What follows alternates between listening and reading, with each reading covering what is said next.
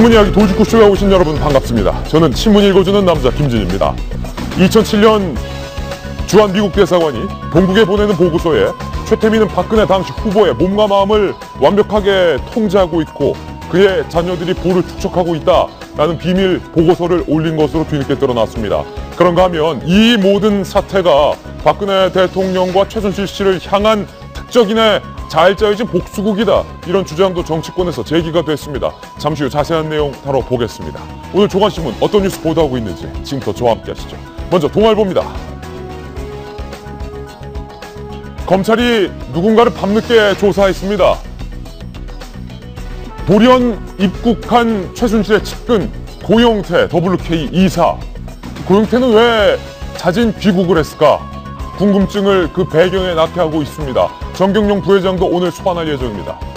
고영태는 지금 현재도 검찰에서 조사를 받고 있는 것으로 알려지고 있습니다. 자세히 다뤄보겠습니다. 다음 질문입니다. 이번엔 한국일보입니다. 이 가운데 박근혜 대통령이 공식 행사에 모습을 드러냈습니다. 그런데 부산 백스코에서 열린 지방자치의 날 기념식에서 축사를 하고 있는 박근혜 대통령. 그런데 이례적으로 빈 의자가 이렇게나 많습니다. 대통령의 축사 행사장에 텅텅 빈 의자들. 과연 이것이 무엇을 의미하는 것일까요? 그럼에도 불구하고 박근혜 대통령의 최측근에 있는 보좌진들과 청와대 스태프들은 아직까지 입을 굳게 다물고 있습니다. 다음 신문입니다. 이번엔 조선일보 일면입니다. 최순실 1,800억 문화융성 예산안 직접 짰다. 문건이 공개가 됐습니다. 그 문건에는 최순실 씨가 직접 사인을 한 문서까지 발견이 됐습니다. 잠시 후 자세히 다뤄봅니다. 다음 신문입니다. 이번엔 경향신문입니다. 차은택 측, 최순실의 최측근 차은택 측이 광고사 넘겨라, 안 그러면 세무조사하겠다 라고 대기업 계열의 광고회사를 강탈하려는 시도가 있었던 것으로 제기가 됐습니다. 묻어버리겠다, 대표에게 이런 협박까지 했다는데 오만방자한 이들의 협박, 잠시 후 그 민낯을 적나라하게 고발하겠습니다. 다음 신문입니다. 이번엔 한겨레 신문인데요. 돌리면 나옵니다. 최순실과 안종범이 합작해서 수사 앞둔 누구에게 70억을 더 걷었다. 누구에게 걷었을까? 70억을. 롯데에게 70억을 받았다가 다시 돌려준 정황이 드러났습니다. 롯데가 당시 동네 북이었습니까? 뭡니까? 자세한 상황 잠시 후 다뤄봅니다. 다음 신문입니다. 이번에 서울신문입니다. 청와대가 이르면 내주에 인적 쇄신을 할 것으로 보입니다. 두 명의 이름이 거론되고 있습니다. 우병우, 안종범은 드디어 교체될 것 같다. 늦었지만 이제라도 교체한다면 환영입니다. 다음 신문입니다. 이번엔 중앙일보인데요. 역시 돌리면 나옵니다. 민심이 성납습니다. 박근혜 대통령의 지지율 과연 몇 퍼센트를 기록하고 있을까요? 17.5%, 50%를 넘고 60%를 육박하던 박 대통령의 지지율이 어쩌다 17.5%까지 떨어진 걸까요? 혹자는 17.5%도 많이 나왔다라는 반응도 있긴 합니다만 잠시 후 자세한 내용 보도해드리겠습니다. 네, 오늘 저희 신문이야기 돌직구쇼 여러가지 중요한 뉴스 중에서 자고 일어나면 또 최순실과 관련된 의혹들이 제기되고 있는 오늘입니다. 오늘도 새로운 의혹 제기됐습니다. 시청자 여러분께서는 지금 고품격 뉴스 토크 신문이야기 돌직구쇼를 시청하고 계십니다.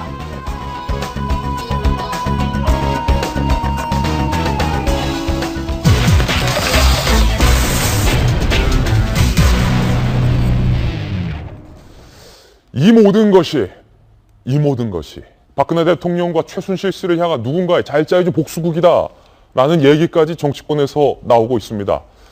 개연성은 낮지만 그럼에도 불구하고 우리가 무시 못하는 이 이유는 무엇일지 궁금합니다. 잠시 후 얘기 나눠보겠고요. 오늘 저희가 만든 첫 번째 돌직구 신문을 지금 바로 공개합니다.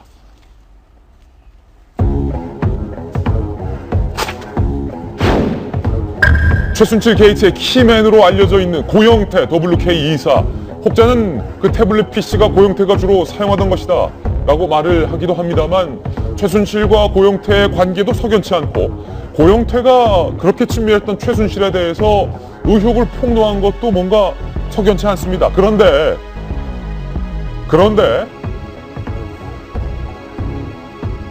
고영태가 돌연 태국에서 입국한 과정, 그리고 재발로 검찰에 찾아 들어간 과정도 모두 석연치 않습니다. 지금 고영태는 검찰 수사를 받고 있습니다. 정성희 위원님, 이거 어떻게 된 겁니까? 갑자기 들어왔어요? 그렇죠. 어저께 방콕에서 들어와서 본인이 자수 형식으로 검찰에 출두를 해서 지금 밤샘 조사 중인데요. 고영태가 누굽니까? 최순실의 최측근 아니겠습니까? 20살의 나이 차이가 남에도 불구하고 서로 반말을 하는 사이고, 최순실의 회사인 더블루케이의 이사를 맡기도 했고요. 그다음에 그런데 이제 그 연설문, 최순실이 대통령이 연설문을 고치는 걸 좋아했다는 걸 폭로함으로써 이 사단의 단초를 만든 사람이기도 한데요. 왜 들어왔을까요? 예. 저는 이제 두 사람 사이의 모종에 일단 갈등이 있었던 것이 아닌가 하는 관측을 하나 해보고요.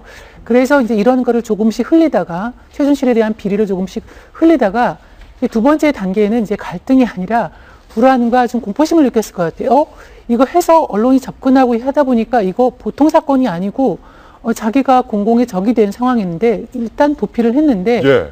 이 들끓는 이 민심을 보고서 이래가지고는 안 되겠다. 내가 빨리 최순실과 같이 선긋기를 하고 나는 내 나름대로의 이거를 변명을 하면서 일단 최순실과의 나는 그 관계를 단절시키겠다는 그런 의도를 가지고 귀국을 한 것 같습니다. 뭔가 고영태가 도피를 하고 있다가 더 이상은 안 되겠다. 최순실과는 분명히 선을 끊어야겠다라는 생각과 판단이 들어서 귀국을 했다. 지금 현 시각 서울중앙지검에 저희 취재 카메라가 나가 있습니다. 고영태가 현재에도 검찰 조사를 밤샘 조사를 받고 있는 상황입니다. 아마도 저희 생방송 도중 고영태가 수사를 마치고 중앙지검에 저 문을 박차고 나올 것으로 예상이 됩니다. 검찰 조사를 받고 나온 고영태의 입에서 과연 어떤 이야기가 쏟아져 나올까? 최순실에 대한 또 다른 폭로를 그는 제기하지 않을까? 많은 언론들이 궁금증을 갖고 있는 가운데 고영태의 모습을 드러내면 저희가 잠시 후 생방송으로 중계를 해드리겠습니다. 궁금한 게 그거란 말이에요. 윤 실장님.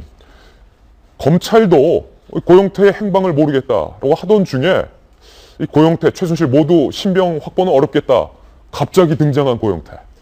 두 가지로 봐야 되지 않겠습니까? 고영태 씨가 막 처음에는 하늘을 나르는 기분이었지 않겠습니까? 막 손대는 것마다 뭐 일이 이렇게 팍팍 되고 뭐 돈도 되고 막 자기가 평소에는 생각도 못했던 이제 높은 사람들이 굽신거리고 근데 어느 순간부터 겁이 났겠죠. 내가 감당할 수 있는 수준의 일이 아니겠구나라고 이게 진행되는 데 대해서 거기다가 이제 보도가 하나 둘씩 나오면서 그게 더 마음이 커졌을 것이고 그리고 최근에 그런 게 있었지 않습니까? 고은태 씨의 측근발로 해서 신변의 위협을 느끼고 있다. 뭐 죽을지도 모르겠다. 가끔 드라마나 영화에도 나오는데요. 신변의 위협을 느낄 때는 제일 안전한 거는 말하자면 잡혀가는 겁니다. 잡혀가는 게 제일 안전하죠. 그렇죠. 제가 고영태 씨 같으면요. 차라리 구속시켜달라고 이야기할 수도 있을 거예요. 예. 한번 생각을 해보시죠. 고영태 씨가 오늘 아침에 여기 걸어서 나온다고 칩시다. 예. 모든 언론이 다 따라 붙을 테고 뭐 자기 생활을 제대로 할 수 있겠습니까? 사생활도 없는 거예요. 24시간 노출되고 마크를 당할 건데 유치장에 있는 게 훨씬 편하지 않겠어요? 예. 지금 검찰이 고영태에게 물어볼 것이 상당히 많습니다. 그런데 김병민 의원님, 예. 고영태를 검찰이 못 잡는 게 아니라 안 잡는 거다. 이런 얘기도 많이 나왔는데 갑자기 고영태가 찾아와서 뭐 제대로 묻고 따지고 할 준비나 됐을까? 이게 걱정되기도 하는데 그래도 검찰인데. 저도 그게 제일 걱정이에요. 예. 고영태 씨가 차라리 이 채널A 동아일보와의 인터뷰를 통해 갖고 내용이나 좀 다 갖춰놓고 난 다음에 검찰에 들어갔으면은 안심이 좀 됐을 텐데 예. 가서 지금 대한민국 검찰을 믿는 사람이 누가 있습니까? 예. 그러고 나니까 가서 털어놓는 내용들이 실제 수사에 반영이 될지에 대한 여부들이 너무나 걱정이고 궁금한 거고 예. 검찰도 얼마나 깜짝 놀랐겠어요. 갑자기 고영태 씨가 들어오니까 얘 왜 이래? 수사의 초점 방향을 자기들이 맞춰놓은 데가 있는데 예. 지금 이 상황 속에서 수사의 초점은 단순하게 검찰이 맞춰놓은 데가 아니라 전방위적으로 모든 가능성을 열어놔야 되는데 고영태 씨가 하는 얘기들에 대해서 과연 어느 정도까지 검찰이 그 내용을 받아갖고 수사에 반영할지 저는 고영태 씨가 뭐 신변의 위협을 느꼈을 거라는 생각도 있고 조금만 있다가 특검이 진행되고 나서 갔으면 조금 더 좋지 않았을까라는 생각이 들거든요. 예. 그런 게 좀 아쉽다는 생각이 들고 왜 갔을까에 대해서 한번 고민을 해봤는데 이 최순실 씨의 그동안의 행태 이런 것들을 보면은 되게 좀 비열하고 나쁜 사람들이잖아요. 그러니까 처음엔 사람들을 이용해갖고서는 자기가 하는 사업들에 다 와꾸를 이렇게 그림을 맞춰놓는데 그리고 난 다음에 보면은 결국 모든 이득은 다 자기가 갖고 하고 고영택 씨도 그렇고 차은택 씨도 그렇고 나중에는 결국은 배신의 길을 걷지 않습니까? 예. 그런 과정에서 법적으로 문제가 되는 걸 사전에 차단하려고 했을 그런 뭐 조치를 취하지 않았을까라는 생각도 듭니다. 고영태와 최순실은 도대체 무슨 관계냐?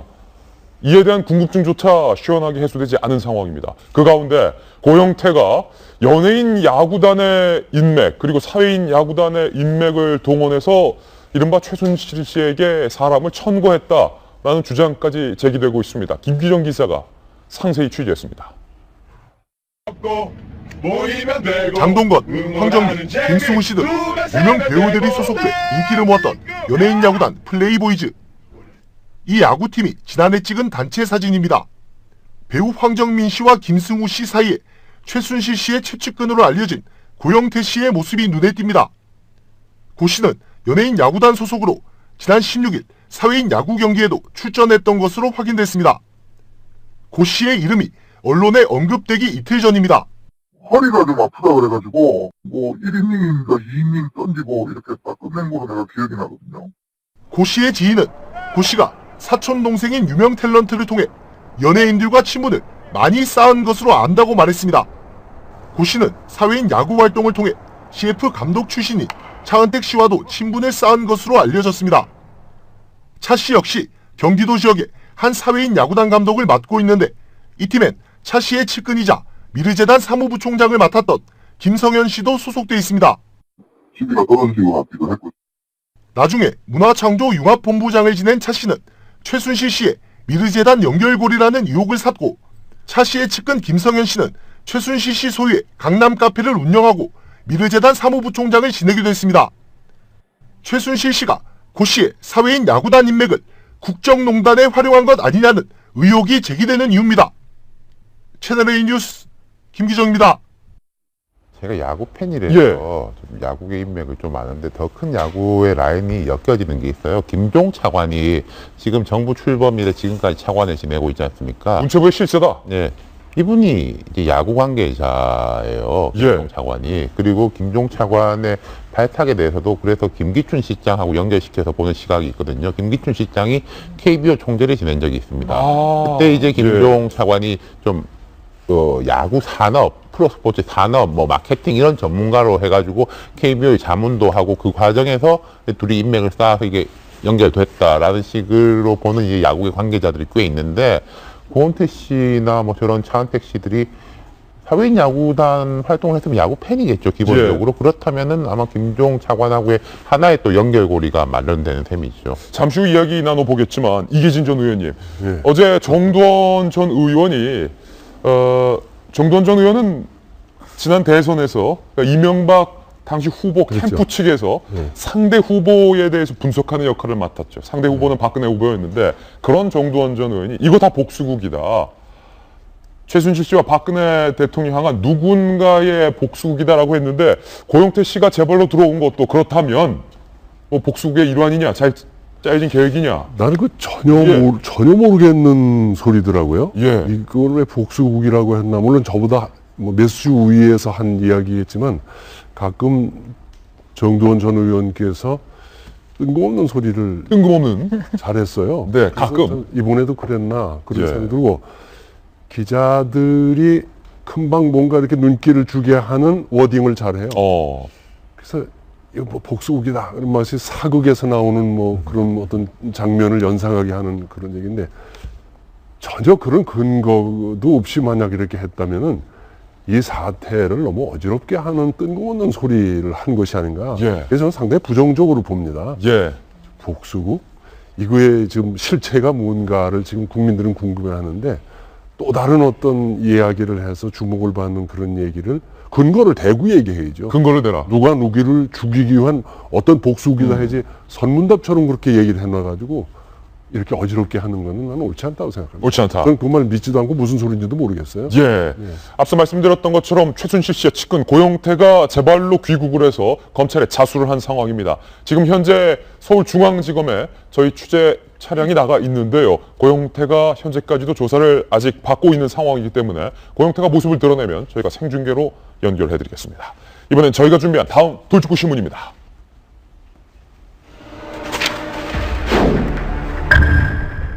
어떤 분들은 제게 그러더라고요. 내일 아침을 맞기가 두려워진다. 내일 아침 돌직구쇼에서 또 어떤 의혹이 보도될지 모르겠다. 뉴스를 전해드리는 저도 오늘은 또 새로운 내용이 있지 않을까 두려운 마음으로 늘 방송을 준비하고 있는데 오늘도 새로운 의혹들이 제기가 됐습니다. 상식을 뒤엎는 최순실의 행적, 끝없는 미스터리 세 가지에 대해서 오늘 새롭게 보도된 내용을 저희가 주목해 보겠습니다. 먼저 첫 번째입니다.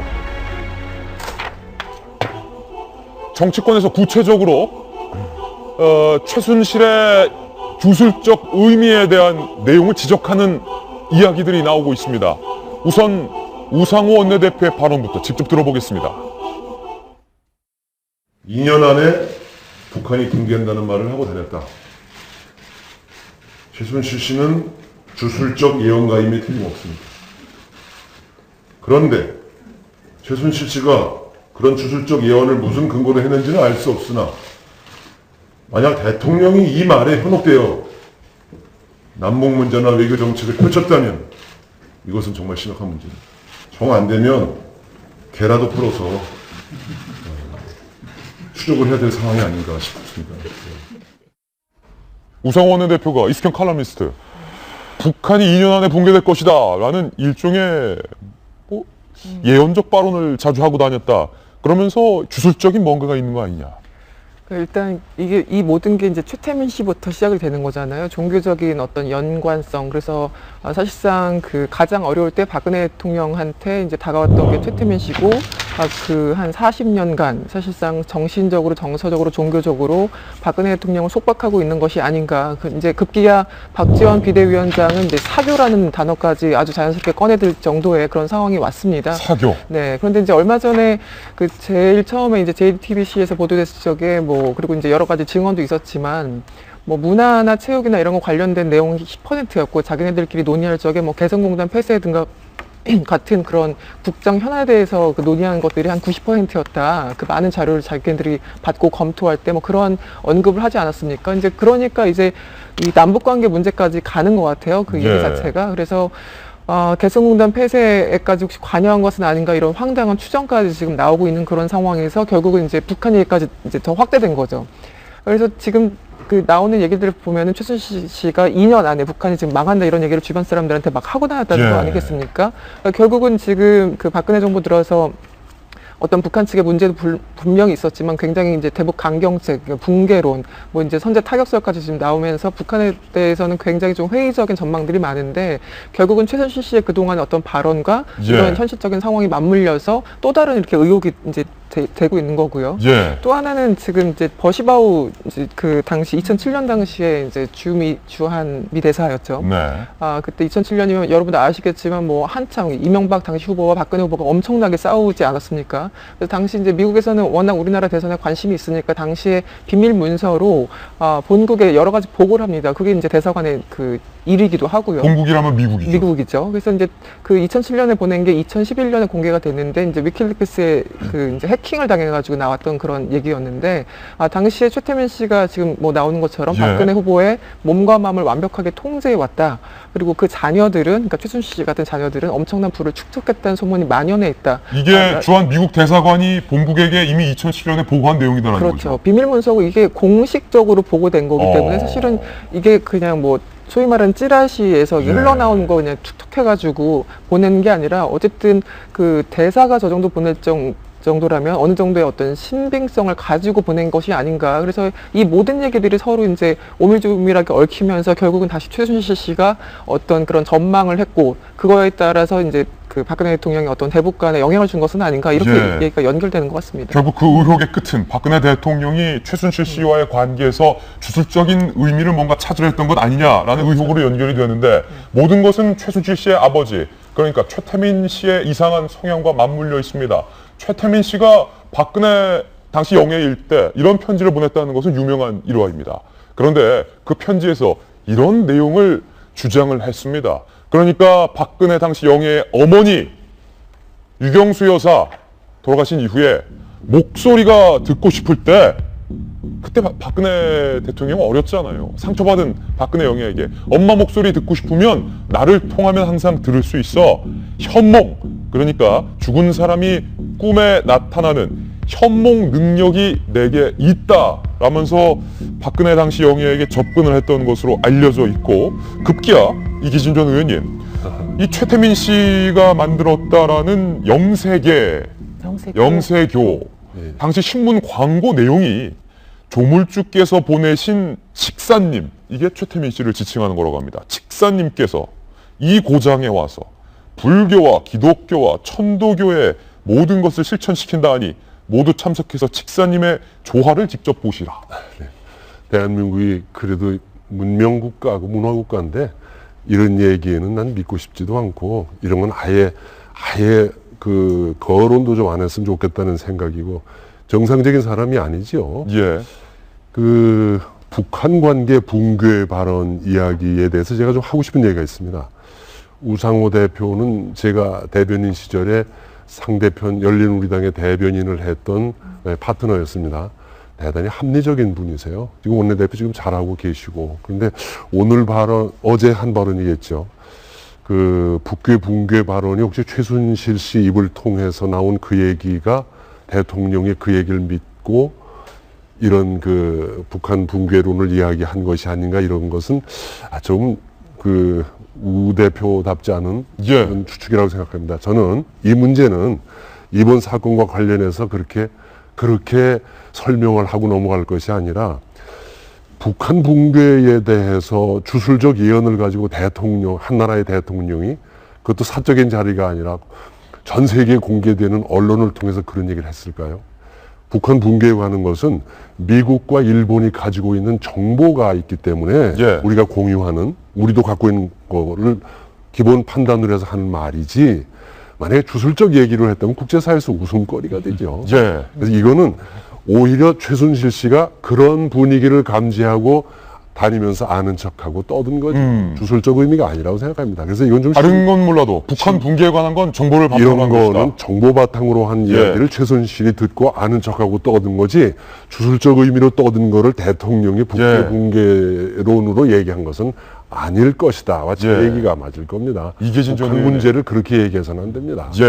저도 이계진 전 의원의 이번 주장은 굉장히 타당성이 있다고 생각을 하는데, 그런데 우상호 원내대표 말고 여당의 정두원 전 의원이 이런 말을 했는데 함께 보실까요? 2007년 8월 라디오 출연 당시, 2007년은 이 칼럼께서 잘 설명을 해주셨지만 이명박 후보와 박근혜 후보가 치열하게 경쟁을 펼치던 때입니다. 당시 정두원 의원은 이명박 캠프에 속해 있었고 상대 박근혜 후보를 분석하고 공략하는 역할을 맡았죠. 박근혜와 최태민의 관계를 낱낱이 밝히면 온 국민이 경악하고 박근혜를 좋아하는 사람들은 며칠 동안 밥을 못 먹을 것이다 라고 정확히 라디오에서 이렇게 답을 했다는 겁니다. 그리고 어제 이렇게 말했습니다. 힘든 시절을 같이 보내고 그래서 그렇다는 건 틀린 사실이다. 그건 주술적인 것이다. 샤머니즘적인 것이다. 이렇게 말을 하면서 최태민이 무슨 말만 하면 이성을 잃을 정도로 반응을 보였고 최순실이 그 후계자니까 이건 어려운 시절을 같이 보내서가 아니라 일종의 매직이다. 마술이다. 이렇게 말을 하면서 최순실과 관련된 모든 의혹 100% 팩트라고 본다. 라고 이야기를 했는데 일단 근거는 없지만 저러면서 이 모든 게 PC가 공개되고 기자들이 PC를 입수하고 증언이 나오고 이 모든 게 누군가의 복수극이다. 최순실 씨를 향한. 그게 제가 생각할 땐 그래요. 지금 맺힌 사람들이 너무 많아요. 예를 들어서 문화부의 유진용 장관이니까 그렇다 치고 1급 6명한테 그것도 국감기간이니까 새벽까지 일하라고 한 다음에 새벽까지 일했는데 지금 아침부터 나가라.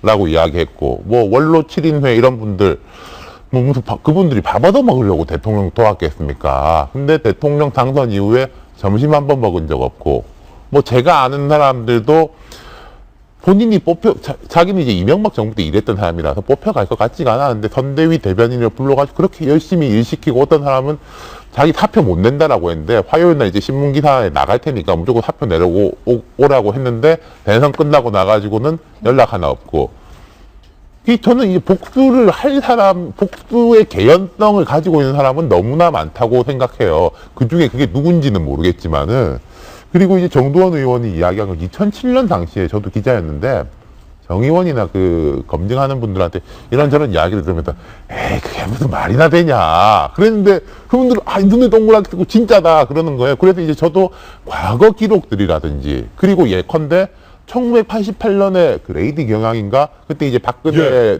대통령이 사회생활을 다시 이제 재개하기 시작하면서 한 인터뷰 같은 거 보면은 최태민 목사는 아주 훌륭한 분이다. 뭐 이런 이야기들이 있는 걸 보면서 그때부터는 한 반은 믿게 됐거든요. 근데 지금 보니까 뭐 한 80% 이렇게 믿게 되는 게 최태민 목사가 목사가 아니죠. 최태민 씨죠. 이제 현몽을 이야기한 거 그리고 엄마의 목소리를 듣고 싶으면 나를 통해라고 한 것은 팩트입니다. 그리고 이 양반이 그 사회적 활동을 박 대통령 맺어지면서 하게 되면서 여러 단체를 많이 꾸려요. 뭐 구국봉사당, 구국십자군 이게 다 모여서 새마음 운동으로 되는데 구국십자군을 했을 때는 이런 게 있습니다. 전국의 목사들을 모아가지고 그 군부대 입소를 시켜요. 집총 훈련을 하면서 이분이 항상 세 가지 키워드가 있었습니다. 반공, 충, 효. 그러니까 이제 뭐 최순실 씨가 뭐 북한 망한다 뭐 이런 이야기 했다라고 하는 것들이 이제 그럴 만한 개연성이 있는 게 그 아버지로부터 이어지는 그쪽에서의 그 핵심 키워드 세 가지가 반공과 충효기 때문에 그런 이야기들이 나오는 것 같아요. 그렇군요. 칙사님, 본인을 칙사다, 태자마마다 이렇게 칭할 정도로 하여튼 정상적인 사고방식은 아니었던 아버지 최태민 씨가 과연 최순실 씨에게 얼마나 영향을 미쳤을까? 이 모든 궁금증은 어쨌든 최순실 씨의 신병을 검찰이 확보해야 하는데 과연 그 의혹이 풀릴지 잘 모르겠습니다. 최순실 씨와 관련된 오늘 새로운 의혹 다루고 있습니다. 두 번째 의혹입니다. 전화번호 1001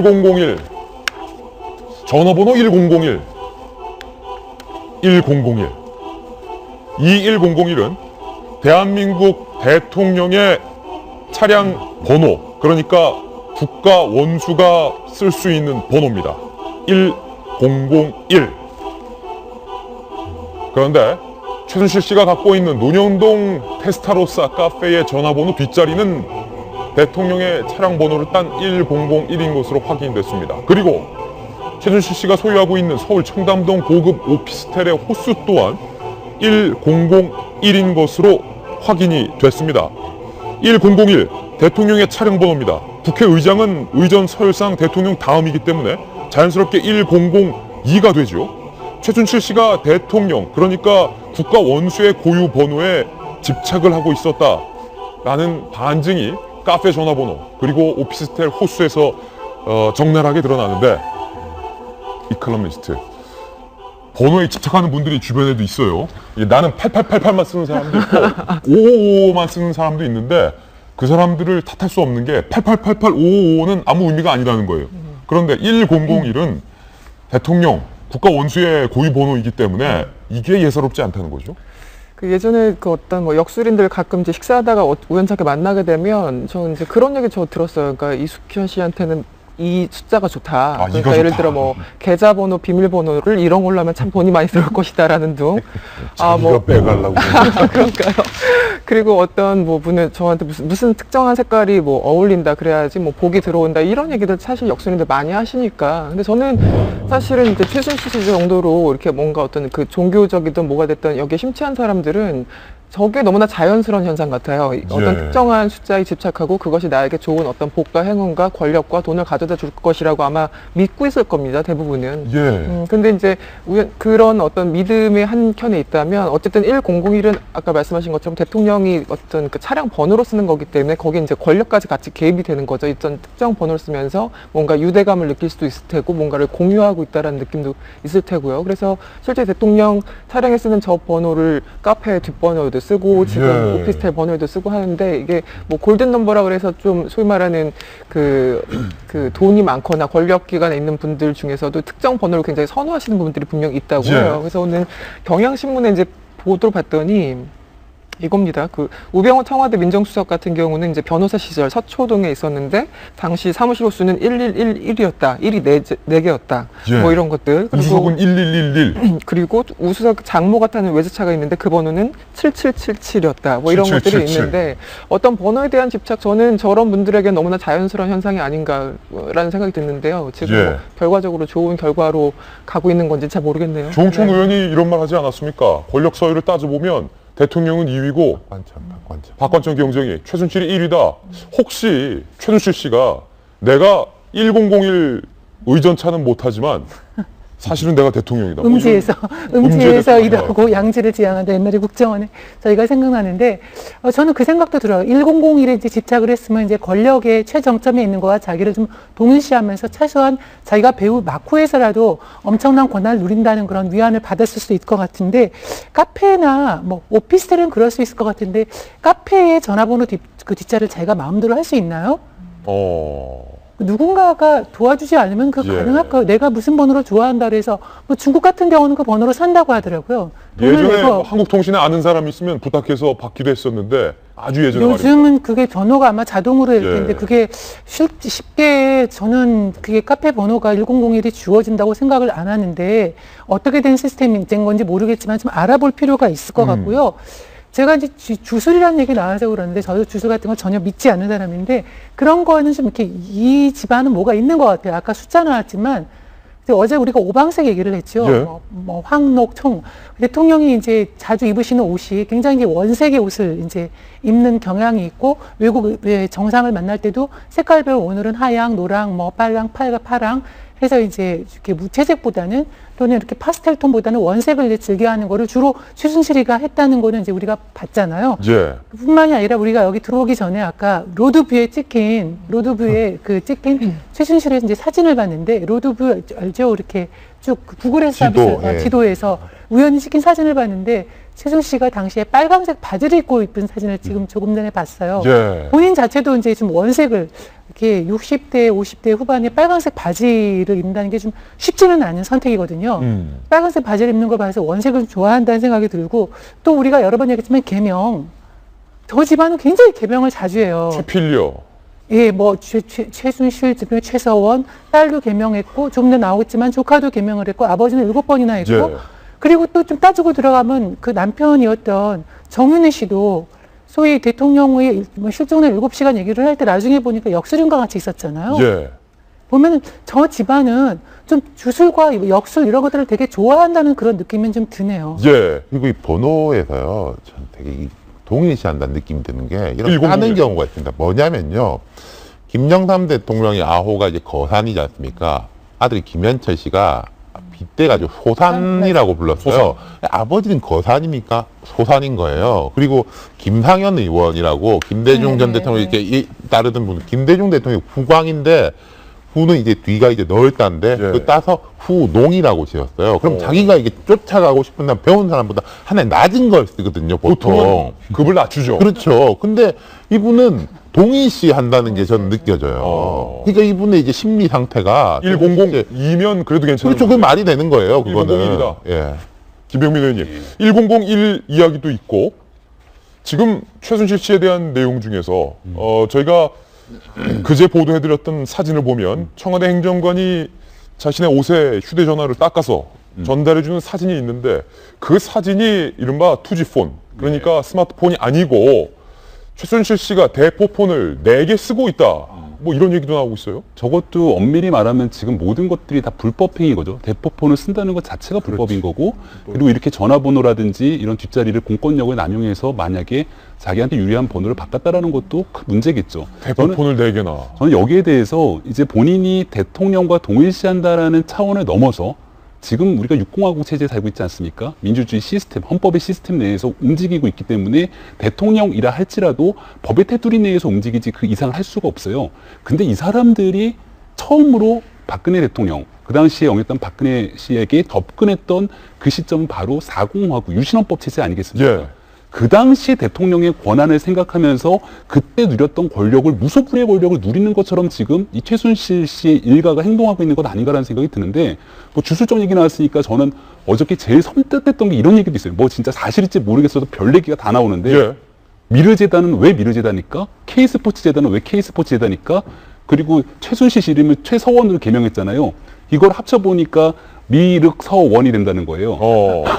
미르에 K를 붙이니까 기억자가 미륵서원.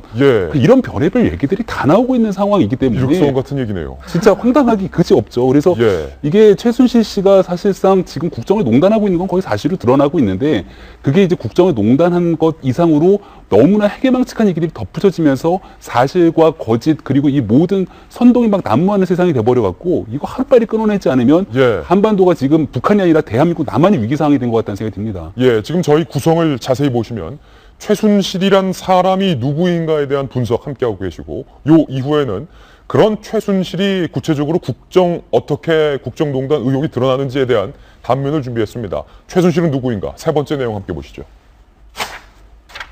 대통령 몸에 직접 손을 댈 수 있는 유일한 사람이었다. 예전부터. 관련해서 저희 채널A가 단독으로 취재한 내용도 잠시 후 전해드릴 텐데요. 일단은 김병민 의원님. 예. 대통령이 예전에 국회의원 유세를 하고 있다가 돌연 중단을 했다. 이유는 눈에 티끌이 들어갔었다. 그런데 그 티끌을 빼기 위해서 병원을 간 게 아니라 누구에게 갔다? 네. 바로 이거는 그 티끌을 빼기 시작했던 건 굉장히 옛날 얘기거든요. 처음 정계에 입문했을 당시에 이제 대구에 선거가 있었던 때에 티끌이 들어가면 당연히 옆에 있는 사람한테 좀 불어달라고 그러고 빼달라고 하면 정상인데 사실상 사람과의 관계 속에서 오로지 믿을 수 있었던 단 한 사람, 최순실 씨겠죠. 예. 최순실 씨를 만나러 유세를 중단하고 1시간 거리의 차를 가갖고선 결국 그 티끌을 빼고 왔다라는 뭐 전원 정도로 전해지는 것 같은데 여기에도 좀 문제가 좀 있는 것 같고 두 번째로는 이건 아마 어제 저도 그렇고 많은 사람들이 보면서 좀 놀란 측면일 수 있겠다라는 생각이 드는데 우리가 그 커터칼 피습 사건 다 기억하시잖아요. 2006년 그 당시 지방선거에서 서울시장을 지원하기 위해서 유세를 갔던 때 그 피습을 당하게 되는데 굉장히 끔찍한 일이었죠.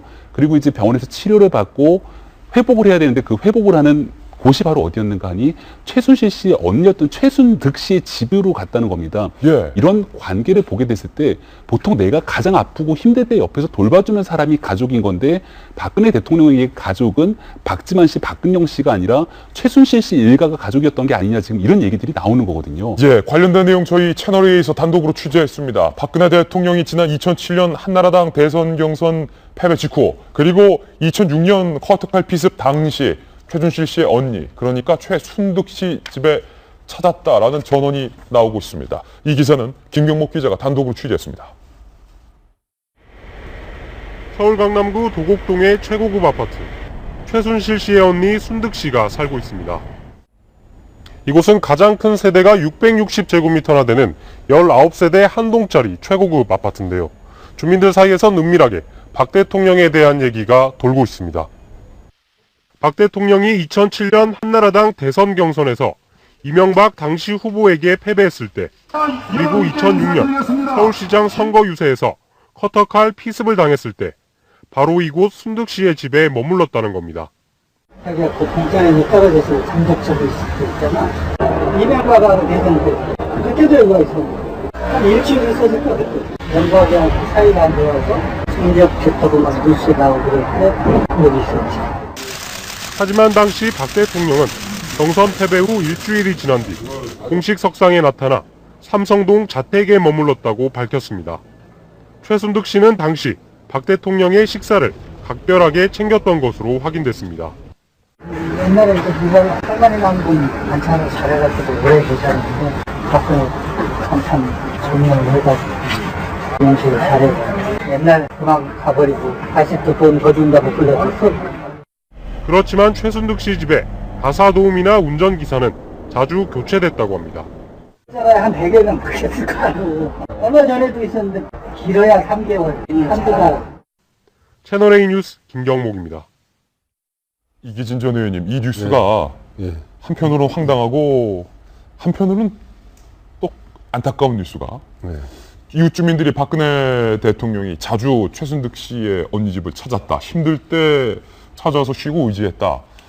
야, 이 주변에 믿을 만한 사람이 얼마나 없었던가. 혹은 이런 사람의 언니까지 대통령을 이용해서 뭔가 호거호의하려 한 건 아니냐. 제가 현직 때 들은 얘기는 지금 말씀하신 내용과 맥이 통하는 얘기예요. 박근혜 대통령이 대통령 되기 전에 의원 시절이나 대표 시절이나 대통령이 되기 전 후보 시절이나 항상 주변 사람에 대한 불신이 있었다고 그러죠. 네. 그것은 거슬러 올라가면은 어머니의 죽음 그리고 아버지의 죽음, 가장 가까웠던 사람, 가까운 지근에 있는 사람들을 잘못 컨트롤해가지고 그렇게 됐다는 생각에 주변 사람에 대한 항상 불신이 있었다고 그래요. 그래서 그러면서 자기와 마음이 통하고 믿을 수 있다고 생각하는 사람이 딱 생기면은 거기에 대한 상당한 그렇게 믿음을 주는 거죠. 예. 최순실 씨가 그 역할을 했던 것 같다는 생각이 들어요. 이것도 못 묻고 저것도 못 묻고 이거는 믿을 수 있다 하는 그런 것일 경우인데 지금 이 상황을 보면서 저는 대통령이 지금 이런 연관된 일이 막 언론에 나가고 전 국민이 맥이 빠져 있고 지금도 대통령이 언론을 직접 두루 접하고 계실까? 그런 의구심이 들어요. 예. 선별 보고를 받고 있지는 않을까? 그런 생각도 들고 이러고 보면 국민들이 참 불쌍하다. 참 그런 생각이 듭니다. 참 이 상황에 지금 과장도 있고 뭐 좀 그럴 텐데 최 씨의 최자만 나오던 사람들은 지금 벌써 아주 피곤감을 느끼는 그런 상황이라고 그렇게 말해요. 국민들의 많은 부분이 이게 빨리 지나갔으면 좋겠다. 내일은 새로운 것이 없는가 하는 것이 아니라 아까 두렵다는 얘기를 하셨는데 그것이 정말 뭐가 또 나올지. 예. 국민들은 지금 상당히 두렵고 공포감, 무기력 막 그런 것 같아요. 전철을 타고 보면 모두 또 지쳐 있는 것 같아요. 진짜 여느 때 좋은 모습과 좀 다른 것 같다는 생각이 들어요. 예. 빨리 좀 이거 어떻게 좀 시국을 수습했으면 좋겠다. 수습됐으면 좋겠어요. 예. 최순실은 누구인가라는 개인적인 특성을 주목했다면 지금부터는 이 최순실 씨가 구체적으로 국정을 농단한 부분에 대한 의혹을 다뤄보겠습니다. 저희가 준비한 다음 돌직구 신문입니다. 최순실의 국정농단 끝이 없다. 오늘 최순실 국정농단의 단상들 3가지 준비했는데요. 지금 검찰에 정경련 부회장이 모습을 드러냈습니다. 중앙지검 한번 가보실까요? 자, 네, 가겠습니다. 두 재단 시 소유주가 최순실 씨 아닙니까? 말씀 좀 해주세요. 주로 안종범 수석하고 연락하신 거 맞습니까? 자, 됐죠? 예, 청와대 측 연락 받으신 거 있습니까? 자, 죄송합니다. 정경련이 해체해야 된다는 여론이 있는데 이에 대해서 어떻게 생각하십니까? 잠깐만요.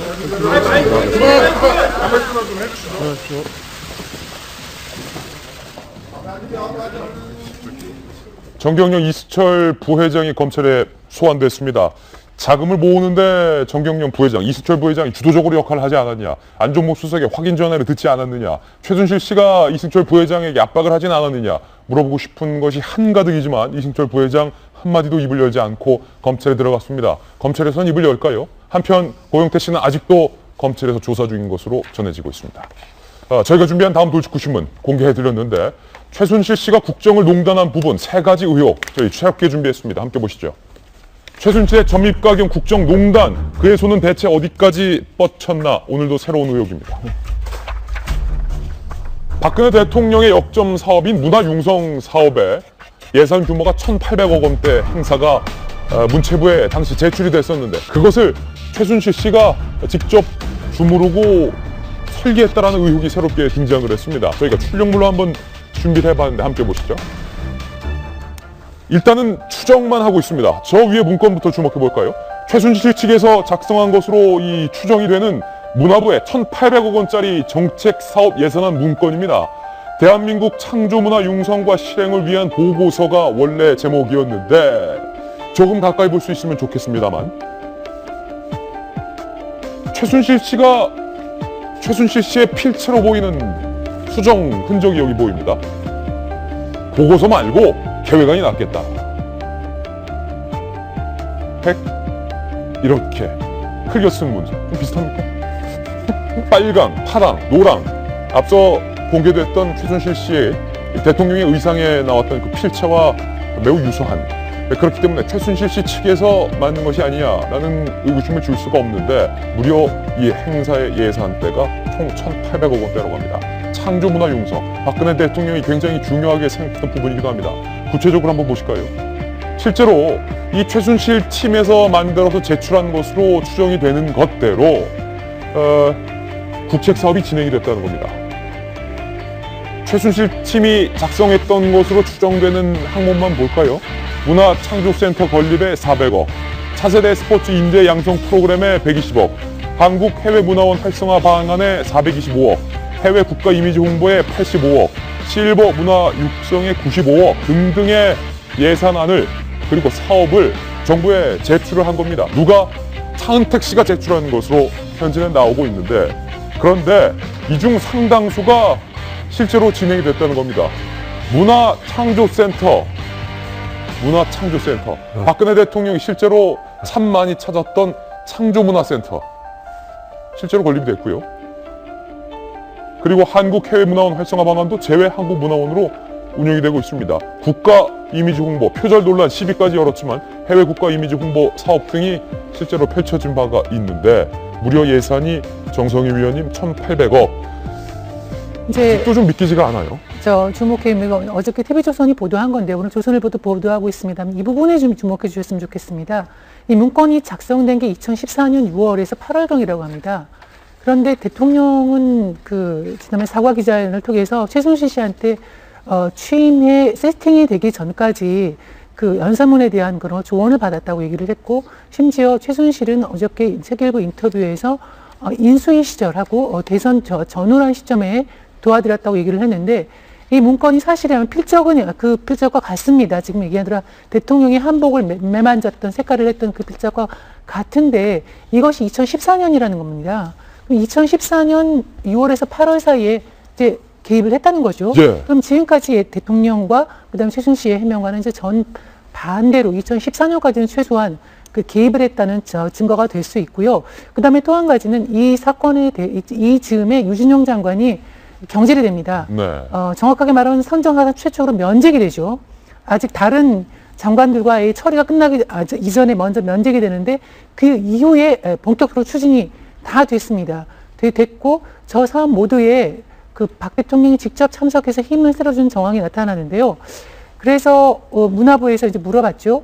이거가 문화부에서 한 게 맞냐? 문화부는 오늘 아침에 보도에도 나오지만 전혀 우리가 검토했던 만들었던 문건이 아니다. 우리가 만든 문건이 아니다. 문화부에서 내려간 건 아니라는 얘기입니다. 예. 그럼 밑에서 만들어져서 어떻게 올라가서 이제 반영이 됐다는 것이 합리적인 추론이 될 것 같고요.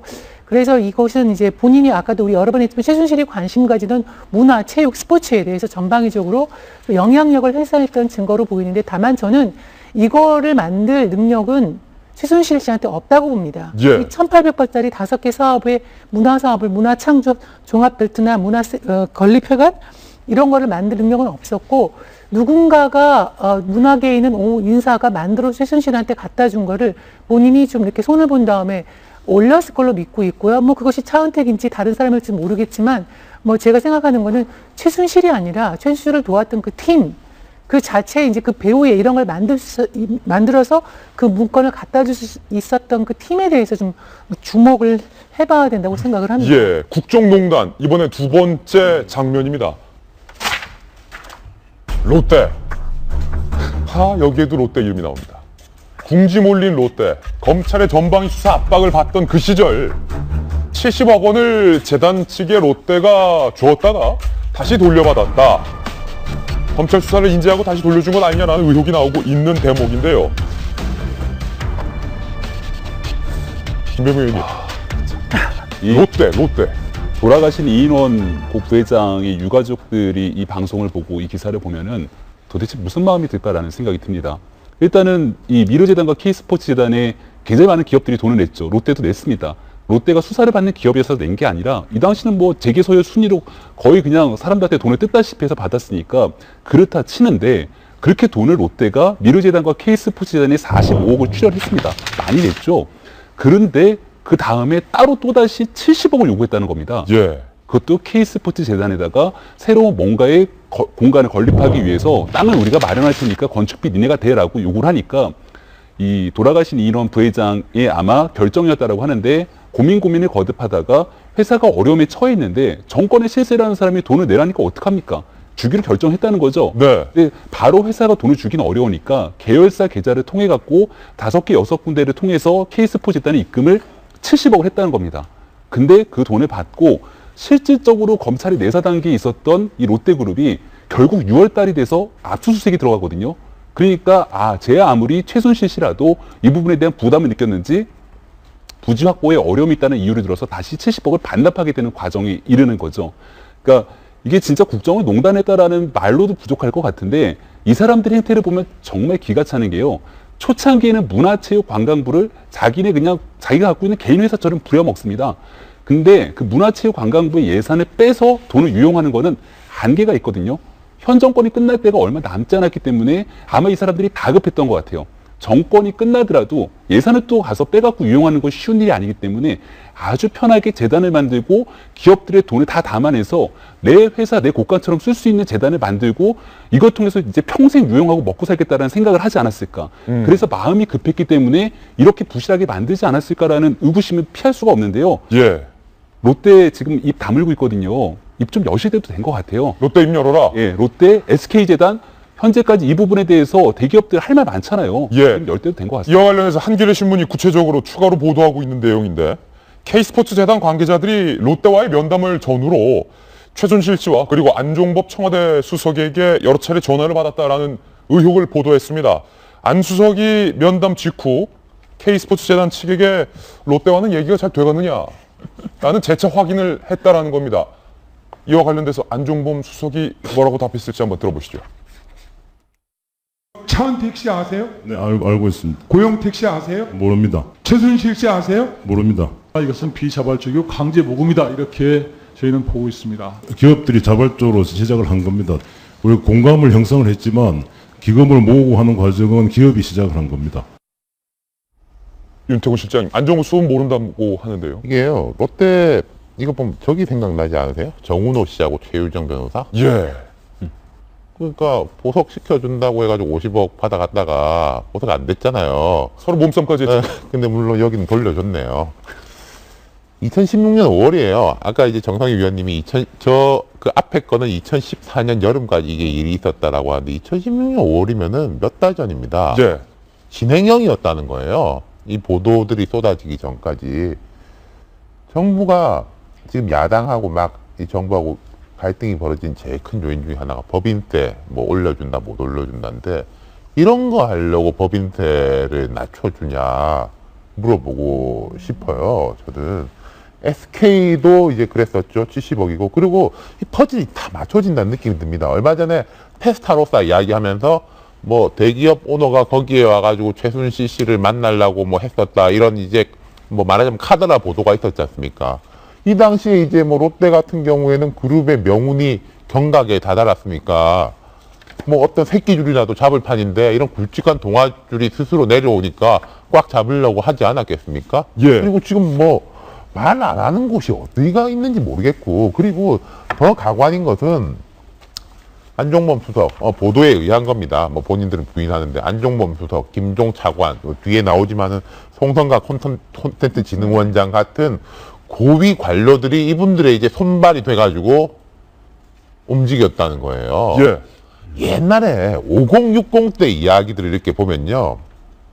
라인이 한두 개였었어요. 뭐, 이원조 씨, 뭐, 금융계 황태자라고 불리는 이원조라든지 뭐 이런 분들 한두 명이 이제 돈을 걷는 창구를 단위로 해가지고 엉뚱한 놈이 뜯어가면 안 되니까 이렇게 예. 했다라고 보이는데 이건 진짜 개통도 없고 뭐 보이는 데마다 이제 다 뜯으러 다니는 사람들이네요. 예, 마치 공갈당 같다. 박지원 원내대표가 이 주장에 힘을 실어줬습니다. 뭐라고 말했을까요? 대통령께서 그 재벌 회장에게 미르 K스포츠 사업계획서를 보여드리면서 전화가 갈 테니까 도와달라. 이렇게 하면은 재벌 회장이 대통령 협조 요청을 거부할 수 있겠습니까? 안종범 경제수석이 전화해서 돈을 갈취했습니다. 더 요구했습니다. 숭어가 날뛰니까 망둥어까지 날뛴다라는 속담이 있는데 최순실 씨의 국정농단 정황 세 번째가 바로 그 속담에 딱일 것 같습니다. 함께 보시죠. 말 안 들으면 회사 없어진다. 최순실 씨의 측근 차은택 씨의 측근이 광고업체에게 협박 강탈을 시도했던 녹취록이 오늘 한 조간신문에 의해 보도가 됐습니다. 최순실 씨가 이렇게 한 것도 아니고 그의 측근 차은택 씨가 이렇게 한 것도 아니고 최순실의 측근 차은택의 측근인 송성각 원장이라는 사람이 했다라는 의혹입니다. 함께 보시죠.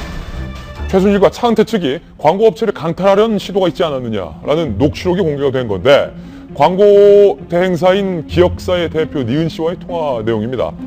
저희들에게 들어온 회유와 협박 등이 어디서 나온 이야기냐 라고 하니까 차은택 씨의 측근인 송성각 콘텐츠진흥 원장이 이렇게 말합니다. 출처가 어딘지 절대로 묻지 말고 저랑 만난 것도 절대로 얘기가 나오면 안 되고 안 되는 게 굉장히 많습니다. 그러자 기획사 대표는 이렇게 말합니다. 도저히 거역할 수 없는 높은 소리가. 도저히란 말 잘 안 쓰지 않습니까? 도저히 안 쓰죠.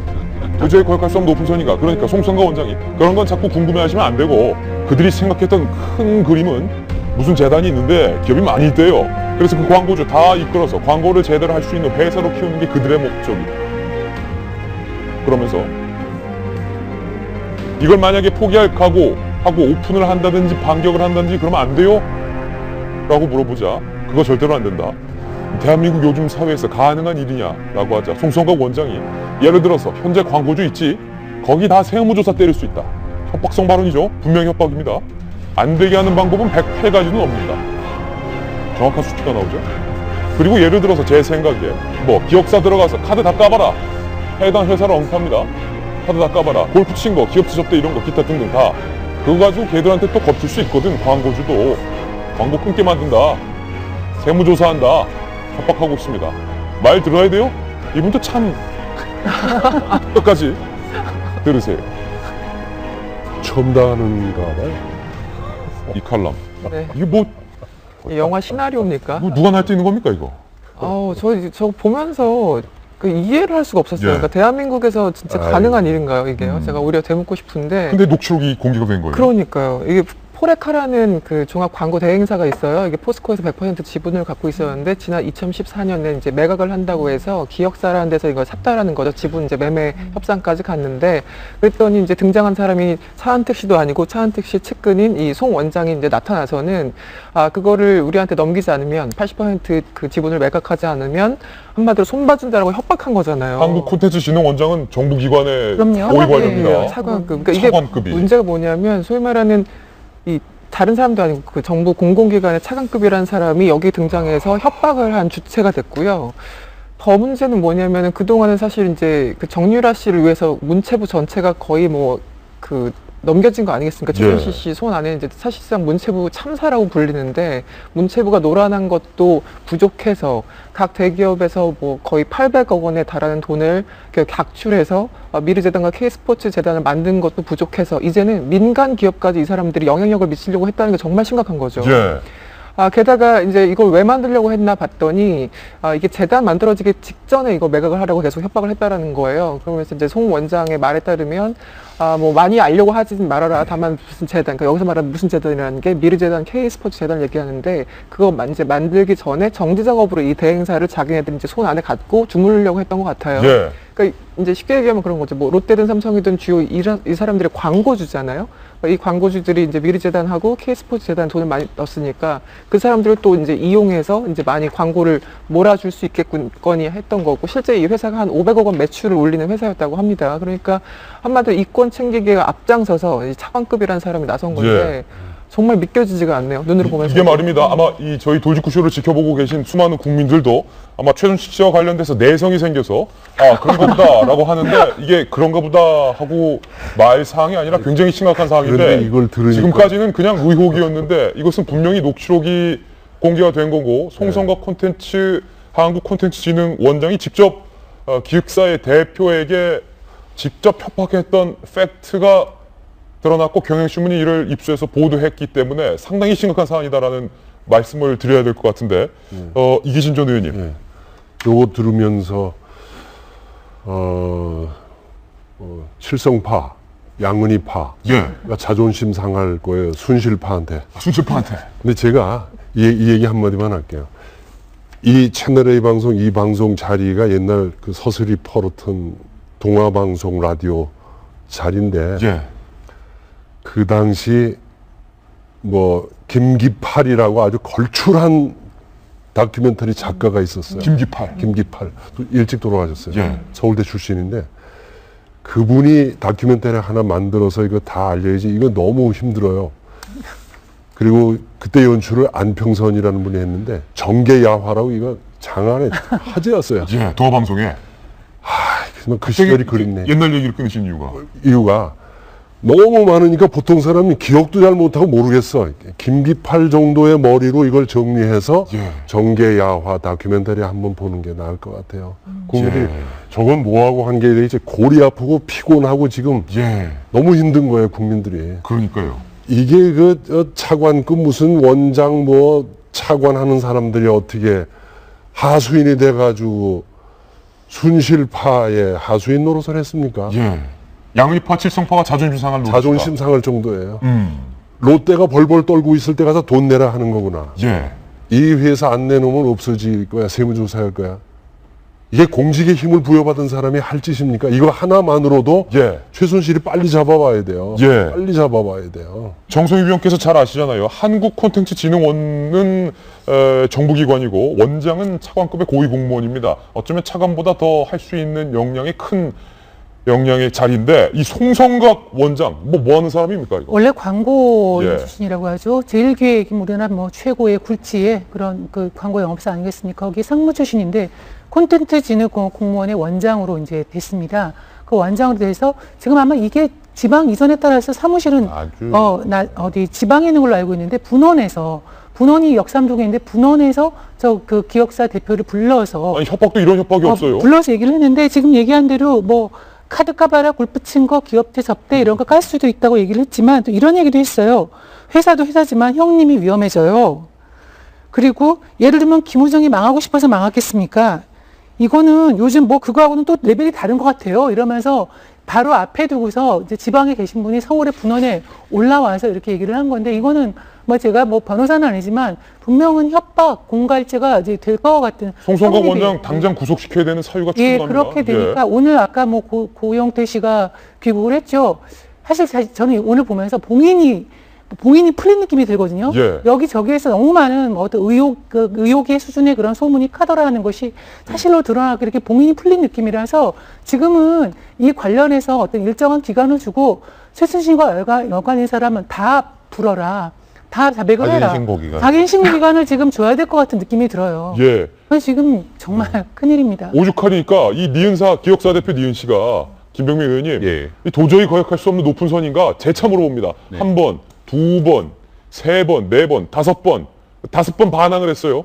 말 들어야 되냐라고 하니까 뭐 절대로 그러지 마라. 들어라. 현명한 사람인 것 같아요. 아마 녹취를 하고 있는 과정이니까 충분히 더 얘기해보라고 기회를 줬던 것 같다는 생각이 드는데 이분이 버텼습니다. 회사를 지켰어요. 아주 현명한 얘기를 했다라고 생각하고요. 저는 정성희 의원님 얘기에 100% 동의하는 게 지금 여지까지 나왔던 의혹들은 소위 말해서 최순실 씨가 뒤에서 국정을 농단했다라는 정도인데 대한민국 정부의 시스템을 지금 붕괴시킨 겁니다.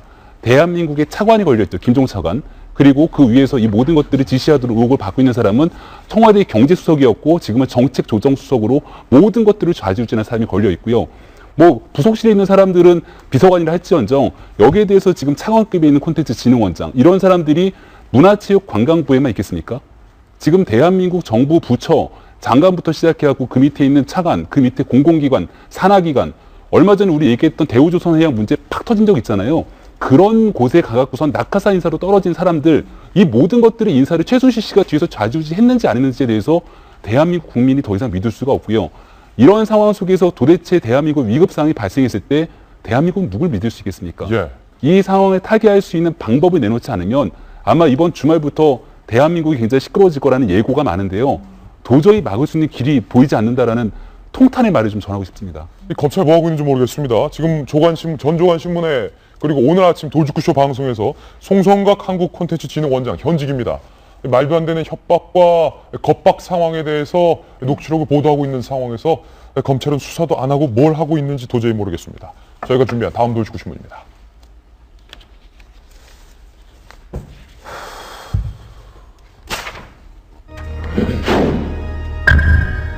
이 모든 것을 박근혜 대통령이 다 알고 있다고 믿고 싶진 않습니다. 박 대통령도 모르게 최순실이 대통령과의 친한 사이를 이용해 호가호위하고 있는 측면은 분명합니다. 이 최순실을 어찌하지 못하고 있는 대통령을 바라보는 국민들의 마음이 참으로 답답한데 대통령의 지지율 역대 최저를 기록했습니다.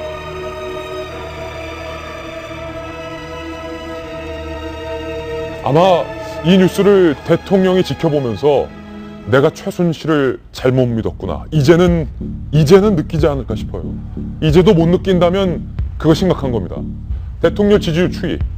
국회 시정연설 때 28.7%, 대통령 대국민 사과 22.7%. 그런데 대통령이 사과를 했는데도 불구하고 17.5%를 기록했습니다. 한때는 50%대를 넘는 굳건한 콘크리트 지지율을 자랑하는 대통령의 지지율이 이제 17.5%까지 떨어졌어요. 정현님. 그렇죠. 17.5% 우리가 콘크리트라고 했는데 이제 콘크리트가 무너진 느낌이고요. 아마 노무현 대통령이 말기에 최하 지지율이 한 12%, 이명박 대통령도 20%는 갔던 것 같은데 17%, 17.5%. 제가 뭐 전에 듣기로는 아베 일본의 총리가 우리 대통령한테 정말 부러워하는 게 저 콘크리트 지지율이었다고 합니다. 예. 정말 이해할 수 없을 정도로 번거왔다고 했는데 그것이 무너졌고요. 재미있는 것은 이 핵심 지지층이 무너진 것이 맞습니다. 60대 이상 TK 지역의 이탈폭이 가장 컸다고 합니다. 그러니까 이 지지율로는 임기 1년 4개월에 남은 국정 후반을 끌고 가게 한 그 동력은 떨어졌다 이렇게 이제 보는 게 맞는 것 같고요. 예. 같은 조사에서 하야나 탄핵 지지율이 40%를 넘었다는 것도 간단치 않은 수치인데요. 제가 좀 얘기하고 싶은 거는 내일 일부 대학생들이 촛불을 들고 이제 광화문에 모인다고 하는데 내일 이제 분기점이 될 것 같습니다. 이것이 바람직하지는 않아요. 그렇지만 이 촛불을 들고 모인다는 것이 얼마나 모일지 모르겠지만 상징적인 의미가 있는데 이걸 기회로 해서 다음 주에 어떤 국정이 좀 큰 회오리에 빠질 가능성이 있고요. 또 한 가지는 지금 공직사회가 굉장히 흔들립니다. 지금 많은 공무원, 세종시나 이 과천이나 이 중앙정부청사에 있는 많은 엘리트 공무원들이 우리가 그렇게 힘들게 많은 정책을 대통령이 불신하고 최순실이 결재했어 그러면서 속으로 부글부글 끓고 있는데요. 이 나라가 대한민국이 한 사람이 아니라 그래도 이렇게 유지되는 거는 저는 이제 시스템 때문이라고 생각하고 그래도 그거에 대해서는 이제 위안을 느낍니다. 그런데 그 시스템을 지지하고 있는 어떤 구성원들은 공무원들이 저렇게 부글부글 끓고 있다는 거 이거는 간단치 않은 신호로 봐야 될 것 같습니다. 예, 지금 이런 분위기에서 제가 이런 말씀을 드리는 게 과연 시청자분들께서 어떻게 생각하실지도 모르겠지만 너무나도 많은 분들이 좌절하고 낙담해 있기 때문에 제가 정치부 취재기자로서 무수히 많은 이 국정정책과 국가의 정책 결정 과정을 취재해온 입장으로서 최순실 씨가 모든 국정정책 전반을 좌지우지하는 것은 절대 아니다. 이런 말씀은 드리고 싶습니다. 이 말이 얼마나 위안이 될지는 별개의 문제입니다만 여하튼 그렇다는 사실을 말씀드리고 싶은데 그런데 더 심각한 문제는 지금 이 사태를 빨리 수습하지 않으면 많은 국민들과 많은 지지자조차도 이 모든 모든 일이 최순실에게 놀아났구나 라고 실망해 버릴 수도 있다는 겁니다. 그런데 대통령 비서실장 이렇게 말했습니다. 아니 문고리 3인방에 대해서 우리 실장님 제대로 뭐 말이라도 하세요? 아니 문고리 3인방 하는 거 제가 일하는 거 보니까 별로 뭐가 어떻게 잘못되어 있는지 제 눈에는 안 보였습니다. 그러면 안종범 수석 이런 보도 됐을 때 불러서 이야기 물어보셨어요? 본인은 거기에 대해서 직접적인 관련이 없다.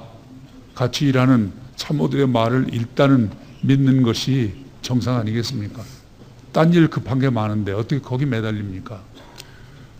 대통령 비서실장이 어제 발언이었습니다. 이게 3년 전 발언이 아니라 어제 발언인데 문고리 3인방 일하는 거 보니까 뭐가 잘못하고 있는지 전혀 이상이 없는데요. 저런 비서실장이 저 자리에 있으니까 청와대 꼴이 저렇게 되는 겁니다. 예.